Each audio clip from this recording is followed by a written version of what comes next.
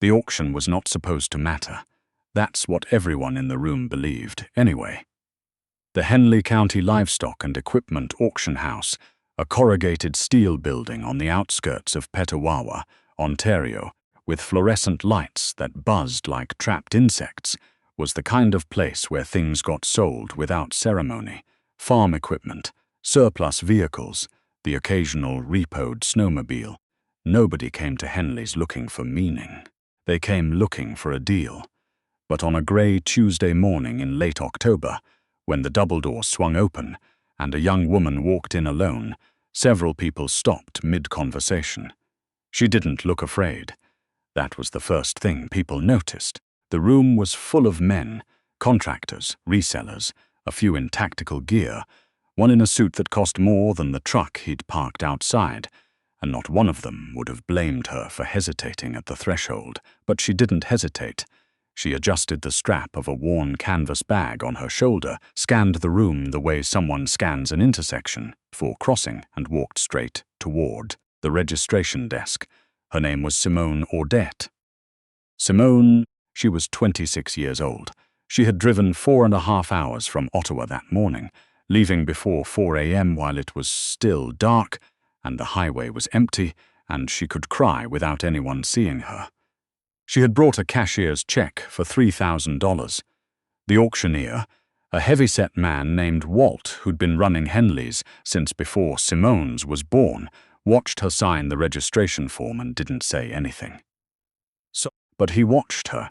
They all watched her, the way people watch something that doesn't belong, not unkindly, but not warmly either, just with the quiet attention of people who know something the newcomer doesn't.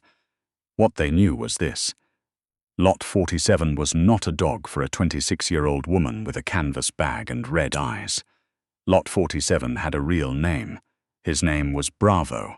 He was a Belgian Malinois, 7 years old, with a coat the color of burnt wheat and a scar that ran diagonally across his left shoulder, a souvenir from a night in 2021 that his handler had never talked about in full detail, not even to family. He had been trained at CFB Borden, deployed 3 times, and commended twice. His file, which Walt had received from the Canadian Armed Forces Directorate of Land Requirements with a cover letter he found oddly formal for a dog auction, described him as a Class A explosive detection and patrol asset with exceptional drive, high prey motivation, and demonstrated aggression toward unknown subjects in high-stress environments. That last part was the part the contractors cared about. Bravo had been retired from active duty 8 months earlier, not because he couldn't work, but because his handler could no longer work. That was the official language. The actual language, the language used by the people who had served with them, was different. The actual language was that Master Corporal Julien Audet had been killed by an IED outside Kandahar on a February morning, and that Bravo had been pulled from service because the military didn't have a protocol for what to do with a dog who stopped eating after his handler died. Simone was Julianne's younger sister. She had been 23 when she got the call. She was now 26, and she had spent the better part of 3 years trying to find out where Bravo had gone. The military had not made it easy. There were forms and referrals and offices that redirected her to other offices. There was a period of several months when she was told the dog had been transferred to another unit, then told that information was incorrect, then told she would receive follow-up correspondence that never arrived. She had called, she had emailed, she had shown up in person to a base administration office in Gatineau and been turned away politely but firmly by a corporal at a front desk who looked genuinely embarrassed on her behalf. She found out about the auction from a veteran she'd met through an online forum, a man named Terence who had done 2 tours and now ran a small landspecking company in Barrie and spent his evenings trying to track what he called the lost ones. Retired military working dogs who had been cycled out of service and were being sold through civilian channels with no priority given to the families of their former handlers. Terence had sent her a message at 11:30 on a Sunday night. Lot 47, Henley's, October 22nd. That's him. She had not slept after that. The thing about Bravo that the contractors' files didn't capture, that no file could capture, was the way Julien had talked about him. Julien was not a sentimental man, or at least he had spent most of his adult life performing that version of himself. He was methodical, dry-humored, the kind of person who responded to emotional conversations by making a cup of tea and asking a practical question. But he had talked about Bravo differently, not constantly, not with overt emotion, but with the low, steady warmth of someone describing a partnership they had stopped trying to explain to people who hadn't experienced it. He knows before I do, Julien had told her once, during a call from a base in Alberta. Whatever's wrong, whatever's coming, he knows. I used to think it was training. Now I think it's just him. Simone had kept that sentence in her head for 3 years. She had turned it over so many times it had worn smooth, like a stone carried in a pocket. She thought about it now, sitting in a plastic chair in the second row of the auction floor, watching the bidding on Lot 45. A decommissioned military trailer crawled toward $12,000. Her check for $3,000 sat folded in her jacket pocket. She had not let herself do the math too carefully, because the math, when she'd done it at home, had made her feel sick. The bidders in the front row were professionals. She had figured that out within 5 minutes of arriving. 2 men from a private security firm based in Calgary. She'd overheard the name. A property management contractor who seemed interested in guard dogs for a warehouse complex. A quiet, well-dressed woman who hadn't introduced herself to anyone, and whose paddle had gone up on lots 42 and 44 with the unhurried confidence of someone spending someone else's money. $3,000 was not going to be enough. She had known that probably, since Terence had sent the message, but she had not let herself say it out loud, because saying it out loud would have required also saying the alternative, which was that Bravo would leave this building with someone who hadn't known Julien, who would put him to work, or put him down, without knowing his name, meant anything, without knowing that there was a woman in Ottawa who had kept her brother's old base pass in a kitchen drawer because she couldn't bring herself to throw it away, and that this dog had spent 7 years at that man's side and deserved better than a corrugated steel building in Petawawa. She pressed her palms flat against her thighs and waited. When they brought Bravo out, the room changed. It wasn't dramatic. There was no single moment she could point to. But something shifted, a collective intake, a posture adjustment, a few people stepping back from the edges of the floor. The 2 men from the Calgary firm exchanged a glance.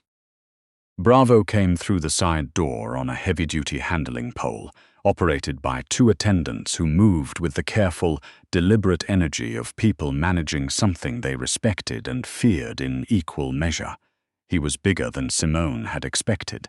The photographs she'd found, a unit photo from 2019, a blurred image from a Facebook post by another soldier, had not conveyed the actual physical weight of him, the muscle across his shoulders, the way his feet hit the floor with the quiet precision of an animal that had been taught to enter every space as if it might need to be defended.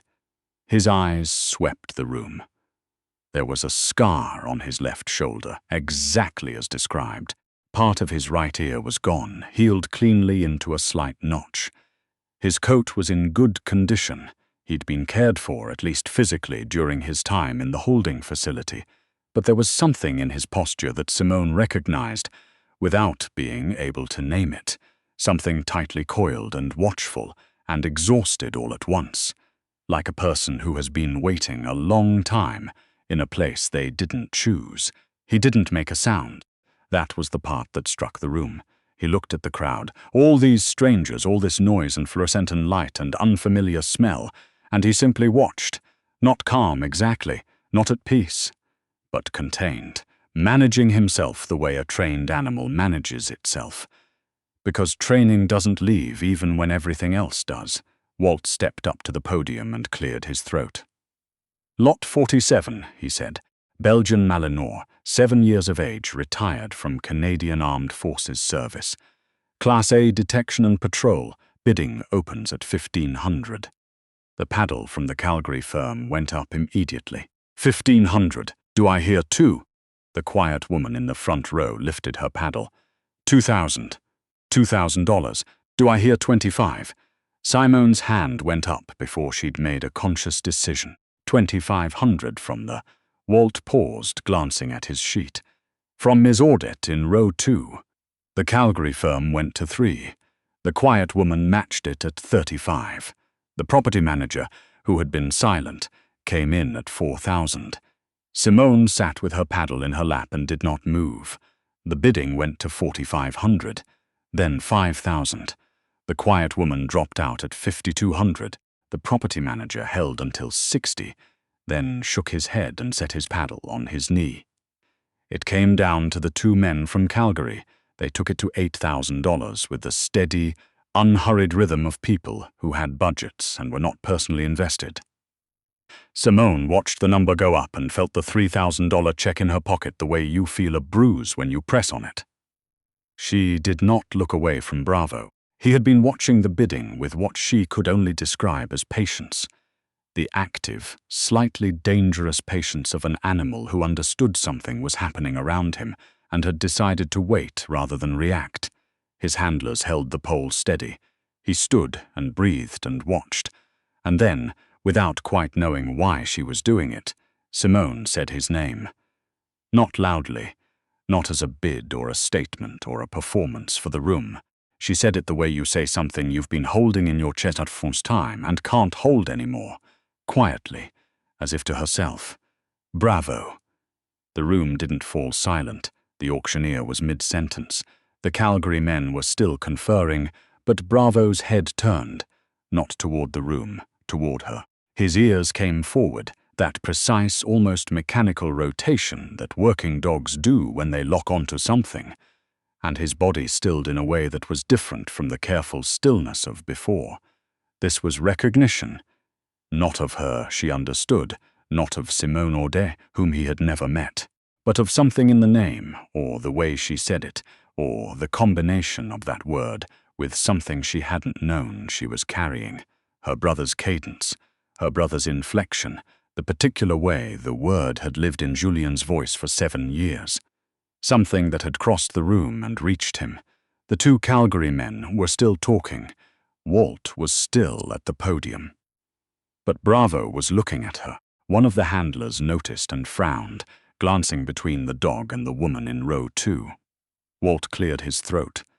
8,000 going once. I need to say something. She had stood up before she'd decided to. Her voice was steadier than she'd expected. Walt stopped. The room went quiet in that particular way. Rooms go quiet when someone does something unexpected. My name is Simone Audet, she said. My brother was Master Corporal Julien Audet. He was Bravo's handler for 5 years. He was killed in February 2021. She paused. I have $3,000. I know that's not enough. I'm not asking you to give him to me. I'm asking. Her voice caught once, briefly, and she let it. I'm asking if anyone in this room thinks a dog who spent 5 years keeping my brother alive deserves to go home to his family. The room was very quiet. The Calgary men had stopped talking. Walt looked at his podium for a moment. He was not a man given to public sentiment. Simone could see that clearly. He had run this auction for 30 years, and he had learned to keep the register between himself and everything else. But he looked at her now with an expression she hadn't expected, which was simply that of a person taking something seriously. 8,000, Walt said, carefully, is what's on the table. One of the Calgary men cleared his throat. We withdraw. Simone turned. The man who had spoken was perhaps 50, broad-shouldered, with the quiet bearing of someone who had spent time in uniform before moving into the private sector. He looked at his partner, who gave a small nod.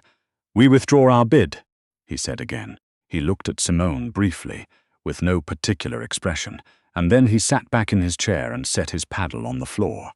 Walt looked around the room. The property manager shook his head. The quiet woman did not raise her paddle. 2,500, Walt said. Going once. The fluorescent lights hummed. Going twice." Bravo had not looked away from her. Sold. They brought him to her in a side room off the main floor, a concrete floored space with a folding table and a water bowl that had not been refilled recently. The two handlers came in first and positioned themselves on either side, and one of them said, with the practiced neutrality of someone managing liability, that she should be careful, that the dog could be unpredictable with unfamiliar people, that she should let him approach first and not reach for him. Simone said she understood. They unclipped the pole. For a moment, nothing happened. Bravo stood where he'd been standing, his weight distributed evenly, his gaze moving between her and the handlers and the door with the quiet alertness of an animal that had learned not to assume what came next. Then she sat down on the concrete floor. This wasn't something she'd planned. She just did it, lowered herself until she was sitting cross-legged on the cold concrete in her good coat, at his level, with no paddle and no check and nothing between them. She didn't reach for him. She didn't speak. She put her hands in her lap and she looked at him. One of the handlers made a small sound of concern. Bravo took one step toward her, then another. He stopped about a foot away and put his nose down, not quite touching her jacket, and she watched him breathe. She had been told, somewhere, that dogs carry scent memory the way people carry photographs. She didn't know if that was science or sentiment. It didn't matter to her right now. She watched him breathe and she thought about Julien, not in the careful way she'd learned to think about him. The managed, survivable version, but openly, the way you open a window that's been painted shut. The whole of him, his laugh, which was always slightly too late. The way he made tea with the bag still in because he always forgot to take it out. The particular way he'd said her name, Si, never Simone. Just Si, like it was something he was comfortable enough with to shorten. Bravo pressed his nose against her shoulder. She didn't move. He stood there for a long moment, breathing. And then he lowered himself, slowly, with the deliberate care of an animal choosing a position rather than collapsing into one, and lay down beside her on the concrete floor. One of the handlers said quietly, "I've had him for 8 months. He's never done that." Simone put her hand on the side of his neck, not petting him, just resting her palm against the warm, solid fact of him. She didn't cry, she had expected to. But what she felt wasn't grief, exactly. Or at least it wasn't only grief. It was something larger and stranger. The sensation of a circle closing that she hadn't known was open.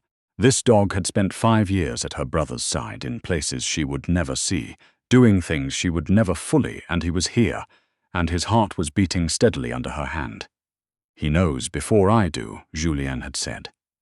"He knows before I do, Julien, he knows," Simone thought. Maybe he does. The drive back to Ottawa took longer than the drive out. She stopped twice, once for gas, once because Bravo needed water, and she pulled into a rest stop on the 417 and stood in the wind beside a provincial highway while a retired military dog drank from a bowl she'd brought in the bag with the cashier's check, because she had believed, despite everything, that she would need it. She watched him drink and tried to think about the practical things. Her apartment allowed pets, technically, though she'd never tested the weight limit clause. She had a second bedroom she used as a home office. She had no fence. She had, until 8 hours ago, had no dog. She thought, "We'll figure it out." She had said that to herself a lot in the past 3 years. In the first weeks after Julien died, when she had needed to figure out his estate, his personal effects, the strange administrative aftermath of a person who had been alive and was now not. In the months when she'd been trying to find Bravo, when the process had seemed designed specifically to exhaust her. She had said it to herself the way you repeat a thing until it becomes less a statement of certainty and more a kind of promise. We'll figure it out. One step and then the next. Bravo finished drinking and looked up at her.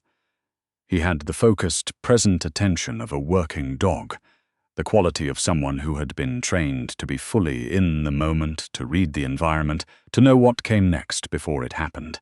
But there was something else in it too, something that had nothing to do with training. He was looking at her the way her brother used to look at things he cared about, directly, without pretense, with the simple acknowledgement that this is real and I am paying attention.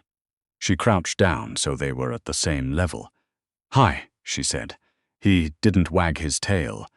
Malinois rarely did, she would learn. But he held her gaze. She thought, okay, she thought. Julien would have done this differently. He would have had the right words, the right tone, the specific command vocabulary Bravo had been trained to, the years of accumulated shorthand between a handler and his dog. She had none of that. She had a borrowed canvas bag and a cashier's check with 2,500 written on it, and the phone number of a Canadian Forces vet in Petawawa who had pressed his card into her hand as she left, saying, "Call me if you need anything. I mean that. Call me." She had driven 4.5 hours on a grey October morning to a corrugated steel building, and she had said his name and he had turned. That was not nothing. It wasn't everything either. She understood that. The road ahead was long and uncertain, and she had no experience with working dogs, no handler training, no protocol. For what came next? There would be hard days. There would be days when Bravo's need for structure and purpose would outpace what she could give him, when the gap between what he had been and what her apartment could offer would be impossible to ignore. She had read enough, in the months of searching, to know that retired working dogs weren't pets in the uncomplicated sense of that word. They were complicated, driven, grief-laden creatures who had lost the context that made sense of everything they knew. She understood that about him. She thought he might, in some way she couldn't articulate, understand something of that about her. She had a friend, her oldest friend from university, a woman named Petra who taught elementary school in the glebe, and who had been the first person Simone had called after Julien died, who had driven to her apartment at 2 a.m. and sat on the kitchen floor with her and not tried to say anything useful, and she texted Petra from the rest stop. "Bringing him home," she wrote. Petra texted back 3 minutes later, "Good," and then, before Simone could respond, "He's going to need a vet appointment and a lot of patience, and you need to eat something because I know you haven't. And then, after another pause, I'm proud of you." Simone put her phone in her pocket and looked at Bravo, who had settled himself beside the passenger tire of her car with the methodical patience of an animal that understood waiting. "Okay," she said out loud to him. "Let's go." The weeks that followed were not easy, and she would not have said they were. Bravo did not trust her apartment immediately. This was not aggression. It was something more subtle, the wariness of an animal who had learned that new environments were unpredictable, who had spent 8 months in a facility that was clean and cared for, and fundamentally not. He paced, initially, not frantically, but with the low, steady repetition of an animal processing something. He slept in short intervals and woke alert. He was not destructive. He was simply, unmistakably waiting. She gave him space and routine. These were the two things the vet had told her. Space and routine, the twin pillars of a working dog's re-entry. She woke at the same time every morning. She walked him at the same times. She fed him. She did not try to make him love her. She tried instead to be reliable, to be the same person at 7 a.m. and 7 p.m., to be someone he could learn to predict. It was harder than she'd expected, not because of the work, but because of what the work showed her. Every day, maintaining the structure that Bravo needed, she thought about the structure her brother had provided for 5 years, the daily rhythm of a handler and his dog, the accumulated weight of that partnership. She was not her brother. She could not be, but she could do this. She could be steady. She could show up. By the 3rd week, he had stopped pacing at night. By the 5th week, he had chosen a place, the end of the couch nearest the window, where he could watch the street, and she had put a blanket there without making anything of it, just folded it and set it down, and he had regarded it for a moment, and then stepped onto it, and curled into himself and slept. She had stood in the hallway and watched him sleep and felt something unknot in her chest that had been knotted for 3 years. She told Terence about it on the forum. She wasn't sure why. She wasn't, generally, someone who shared things in public spaces. But Terence had found the auction listing, had sent her the message at 11:30 on a Sunday night, and it seemed like he deserved to know what had happened. She wrote, "I got him, it took everything, and then some people surprised me. And I got him, he's in Ottawa now. He chose the end of the couch by the window. You'd..." Terence responded within an hour. "That's the best thing I've read all week. Give him time. They all find their spot eventually. And then your brother would be glad." She read that sentence in her kitchen at 9 in the morning, standing at the counter with her coffee, and she had to put the mug down because her hands weren't quite steady. She did not cry, or she did, a little briefly, the way you cry when something is true and you've been carrying it for too long. Then she picked up her coffee and went to the window and looked out at the October light on the Ottawa street, which was the flat, clear light of a city settling into winter. Bravo came and stood beside her. He didn't press against her or make demands. He just stood there, at her side, watching the street. She thought, "He knows before I do." She thought, "Maybe that's enough. Maybe that's exactly enough." There is a photograph on her phone now that she did not plan to take. She took it one morning in late November, when the frost had come in overnight, and the light through the window was the particular white-grey of a Canadian winter morning. Bravo is asleep on the couch. His chin is resting on the arm, and the light falls across his scar, and he looks, peaceful is not quite the word, settled, like something that has found the place it belongs after a long time in motion. She doesn't post it anywhere. It's just for her. Her brother is in it, in a way she can't explain. Not literally. Julien is not there. He has been gone for 3 years, and she knows, with the clear-eyed certainty that grief eventually grants, that he will not come back. But something he loved and something he trusted is asleep on her couch in the November light, and it is alive, and it is home, and that is a thing that is true. She keeps the photograph because it is true. Bravo no longer paces the hallway at night.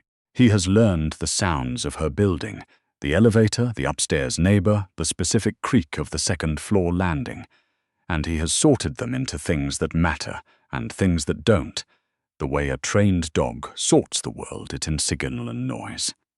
He sleeps more deeply now. He has begun occasionally to rest his head on her knee when she is working at her desk, not asking for anything, simply choosing proximity.